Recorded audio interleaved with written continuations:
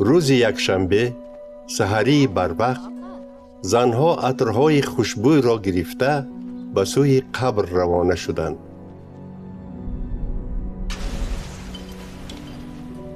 ولی آمده دیدند که سنگ دهن قبر به یک طرف غیلانده شده است.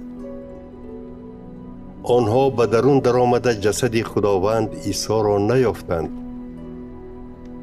زنها حیران شده می ایستادند که بناگاه در پیش نظرشان دو کس پیدا شدند که در تن لباسهای درخشان داشتند. زنها از ترس خود را روی به زمین پرتافتند، ولی آن دو نفر به آنها گفتند: چرا زنده را در بین مرده ها می جویید؟ او زنده شد و در اینجا نیست. به یاد آرید که وقتی در جلیل بودنش او به شما چی گفته بود؟ او گفته بود که پسر آدمی زاد باید به دست گناهکاران سپاریده شود و آنها باید او را به صلیب محکوب کنند، ولی در روز سیوم او باید زنده گردد. و زنها سخنان عیسی را به خاطر آوردند. سپس از سر قبر برگشته همه این را به 11 شاگرد و همه دیگران نقل نمودند. این واقعه را به فرستادگان مریم مجدلیه، یوحنا، مریم مادر یعقوب و زنهای دیگر نقل کردند. ولی سخنان آنها به نظر فرستادگان همچون سفسطه نمود و آنها به گپ زنها باور نکردند.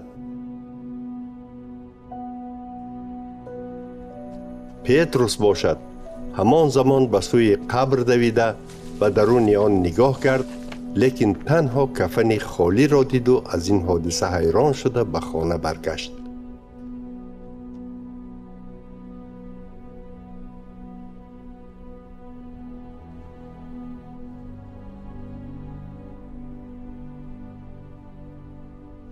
خود همان روز 2 نفر از پیروان عیسی به اماوس نام دهه روانه بودند که تقریباً 12 کیلومتر از اورشلیم دور بود.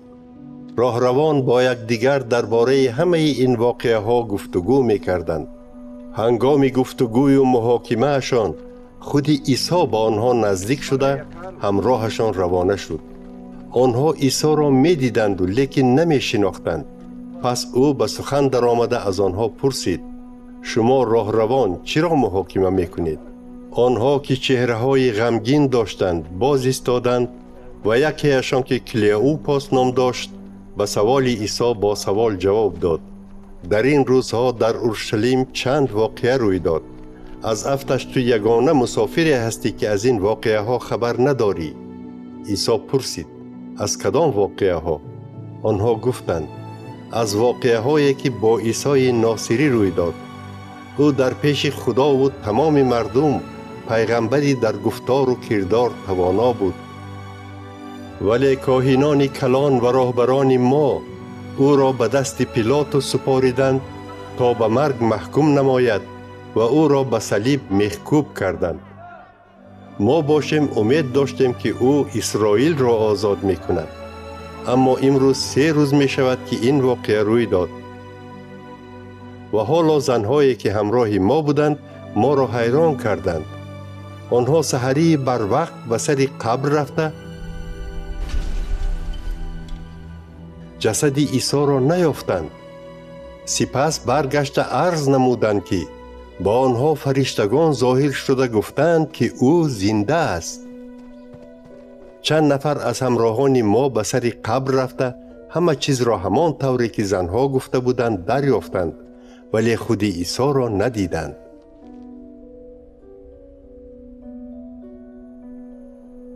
عیسی به آن 2 نفر گفت: ای نادانان، شما با دشواری به گفته های پیغمبران ایمان می آورید.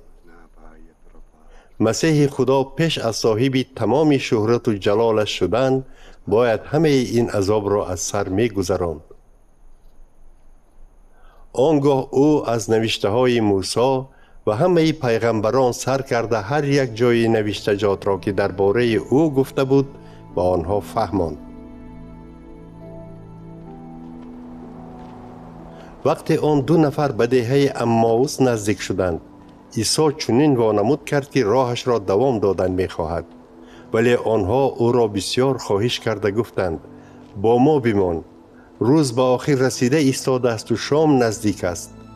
عیسی به خانه در آمده با آن 2 نفر ماند. او با آنها در سر دسترخوان نشست، نان را به دست گرفت و دعای شکرانه کرد و آن را پاره کرده به آن 2 نفر داد.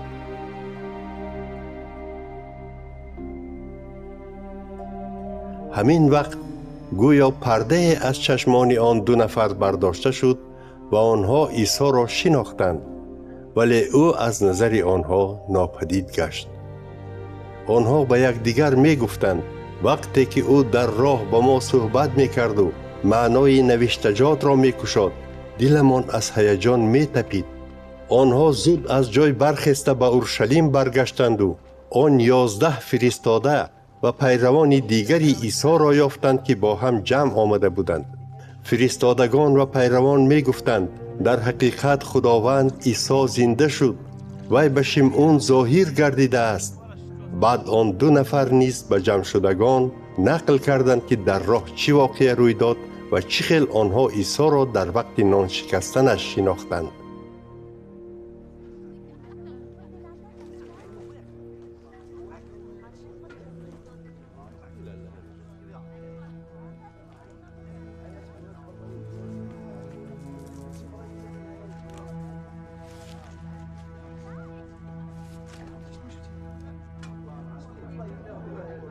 وقتی که شاگردان در این باره نقل می کردند، خود عیسی در میان آنها پیدا شده گفت صلح و آسایش بر شما باد. آنها به ترس و هراس افتاده فکر می کردند که ارواح را می بینند. او از آنها پرسید چرا اینقدر می ترسید و برای چی در دلتان شبهه پیدا شد؟ به دستانم و پایهایم نگاه کنید، این من هستم. به من دست رسانده بینید که من جسم و استخوان دارم، ولی ارواح این چیزها را ندارد. این را گفته دستان و پایهای خود را به آنها نشان داد. آنها از خرسندی هیچ باور کردن نمی توانستند و خیلی حیران بودند. آنگاه او از آنها پرسید شما در اینجا یگان چیزی خوردنی دارید؟ آنها به عیسی 1 برده ماهی پختگی دادند. وی ماهی را گرفته در پیش نظر آنها خورد. بعد به آنها گفت سخنهایی که هنوز در وقتی با شما بودنم به شما می گفتم چنین معنا دارند. همه آن چیزی که نسبت من در شریعت موسی، گفته های پیغمبران و در کتاب زبور نوشته شده است باید اجرا شود. آنگاه عیسی عقل آنها را روشن ساخت تا که معنای نوشتجات را فهمیده توانند. بعد به آنها گفت موافق گفته های نوشتجات مسیح باید عذاب کشد و در روز 3 زنده شود. همچنین به نام مسیح از اورشلیم سر کرده به همه خلقها اعلان کرده می شود که اگر توبه کرده از گناهایشان دست کشند گناهایشان بخشیده می شود. شما شاهدان همه این واقعه ها هستید. من به شما همان را که پدرم وعده کرده است می فرستم. اینک شما تا وقت از آسمان قوت گرفتنتان در اورشلیم بمانید.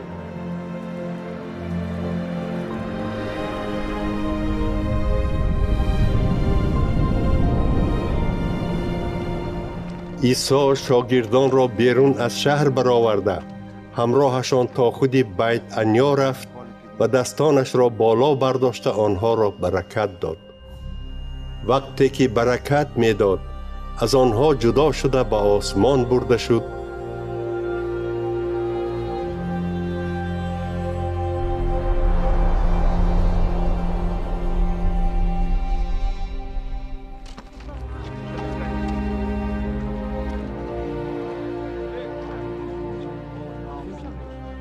و آنها به او سجده نموده با شادی بی پایان به اورشلیم برگشتند. سپس همیشه در حولی معبد خدا بوده خدا را حمد و ثنا می خواندند.